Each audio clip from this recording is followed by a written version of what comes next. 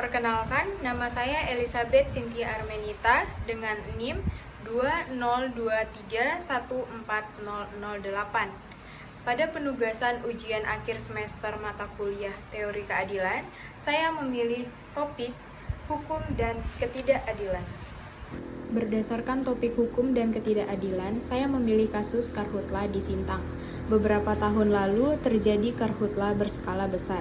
Hal tersebutlah yang melatar belakangi Pengadilan Negeri Sintang, Kalimantan Barat, kemudian melakukan penangkapan pada 6 orang peladang dengan tuntutan sebagai pelaku dari terjadinya kebakaran hutan dan lahan atau karhutla. Di mana kasus ini bermula saat ke-6 terdakwa membakar lahan untuk keperluan berladang. Mereka membakar lahan sebagaimana yang biasa dilakukan sistem adat daerah setempat. Dari pembakaran ladang itu, mereka dimintai keterangan serta di BAP oleh kepolisian setempat karena dianggap melakukan pembakaran hutan dan lahan. Meski begitu, ke-6-nya tidak ditahan. Kemudian pada tahap kedua di kejaksaan, mereka ditahan oleh kepolisian. Pada saat itu, kasus dilimpahkan ke pengadilan negeri. Sidang pertama kasus pembakaran hutan dan lahan dilakukan pada Kamis 21 November 2019 lalu, hingga sampai pada sidang putusan 6 peladang pada 9 Maret 2020 yang turut diramaikan oleh aksi damai ribuan orang dari berbagai elemen masyarakat. Mereka menggelar aksi damai untuk mengawal jalannya sidang putusan. Unjuk rasa tersebut dilakukan karena massa menganggap kurangnya bukti terkait pembakaran hutan dan lahan oleh 6 peladang tersebut. Mengapa ketidakadilan itu terjadi? Ketidakadilan itu terjadi karena kasus kebakaran hutan dan lahan atau karhutla di Provinsi Kalimantan Barat didominasi pembukaan lahan sawit oleh korporasi besar, bukan oleh peladang tradisional. Di Kabupaten Sintang, Kalimantan Barat, para peladang dari suku Dayak selalu membuka ladangnya dengan membakar tapi tidak sampai menimbulkan bencana kabut asap. Pembukaan lahan dengan cara membakar karena menurut masyarakat hal tersebut merupakan budaya atau tradisi turun-menurun yang menjadi kewajaran. Di sisi lain, masyarakat yang melakukan pembakaran dengan batas tertentu dan persyaratan yang ketat, di mana pembakaran lahan yang dilakukan masyarakat seturut dengan Peraturan Menteri Negara Lingkungan Hidup Nomor 10 Tahun 2010 mengenai mekanisme pencegahan pencemaran dan kerusakan lingkungan hidup yang berkaitan dengan kebakaran hutan dan lahan atau karhutla pada pasal 4 ayat 1, di mana pasal tersebut berbunyi, masyarakat hukum adat yang melakukan pembakaran lahan dengan luas lahan maksimum 2 hektar per kepala keluarga untuk ditanami jenis varietas lokal wajib memberitahu kepada kepala desa.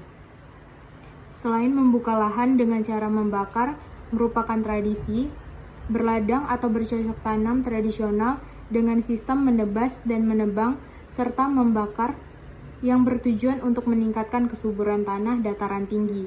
Tak hanya bertani dan menanam padi, berladang merupakan salah satu cara yang digunakan untuk mempertahankan kearifan lokal pada keanekaragaman hayati, yaitu benih-benih lokal. Berbeda halnya dengan perusahaan yang justru membuka lahan dalam skala besar dengan cara membakar dan tidak mendapat tindak lanjut yang tegas dari aparat hukum. Ketidakadilan proses penegakan hukum tersebut menunjukkan ketimpangan hukum di Indonesia, di mana hukum masih bersifat runcing ke bawah dan tumpul ke atas, di mana hukum dilemahkan oleh sifat materialistis dan kelas sosial. Saran terkait ketidakadilan terhadap kasus karhutla tersebut adalah pemerintah harus lebih tegas dalam menegakkan hukum terhadap pembukaan lahan perkebunan dengan cara pembakaran. Ketidaktegasan pemerintah dalam menentukan hukum yang berkaitan dengan pasal perusakan lingkungan dapat memicu baik bagi perusahaan maupun masyarakat untuk mengulangi kesalahan yang fatal tersebut. Tak hanya tindak tegas, pemerintah harus paham betul sasaran penegakan hukum yang akan direalisasikan. Selain menegakkan hukum, diperlukan juga pengarahan kepada masyarakat agar tidak membuka lahan dengan cara yang salah, serta bagaimana mengolah lahan yang ada. Selain pendekatan melalui hukum, pemerintah juga dapat melakukan pendekatan dengan penyediaan lapangan pekerjaan, terutama bagi masyarakat adat, agar tidak hanya bergantung pada ladang dalam memenuhi kebutuhan hidup sehari-hari. Pencegahan kebakaran hutan dan lahan atau karhutlah dapat dilakukan dengan beberapa cara, tidak hanya diterapkan oleh aparat keamanan dan penjaga hutan, tetapi juga berlaku bagi seluruh masyarakat, di mana pencegahan tersebut antara lain dengan menganalisa titik-titik lahan rawan kebakaran, melakukan patroli secara rutin. Selain untuk mencegah kebakaran hutan, patroli juga dapat mencegah terjadinya penebangan liar. Kemudian, pemerintah dapat memfasilitasi alat pemadam kebakaran. Hal terpenting untuk mencegah kebakaran hutan adalah memberikan penyuluhan serta edukasi kepada masyarakat. Tidak hanya pencegahan terhadap kebakaran hutan dan lahan, tetapi diperlukan pencegahan baik bagi perusahaan maupun masyarakat untuk tidak terus-menerus membuka lahan baru, di mana pemerintah dapat bekerja sama dengan pihak aparat keamanan serta dinas lingkungan hidup untuk memberikan alternatif atau terobosan terkait sistem intensifikasi pertanian berupa sawah, terutama kepada masyarakat tradisional. Sehingga dapat disimpulkan bahwa untuk menjaga kelestarian lingkungan dan mencegah terjadinya kebakaran hutan dan lahan atau karhutla merupakan tanggung jawab kita bersama.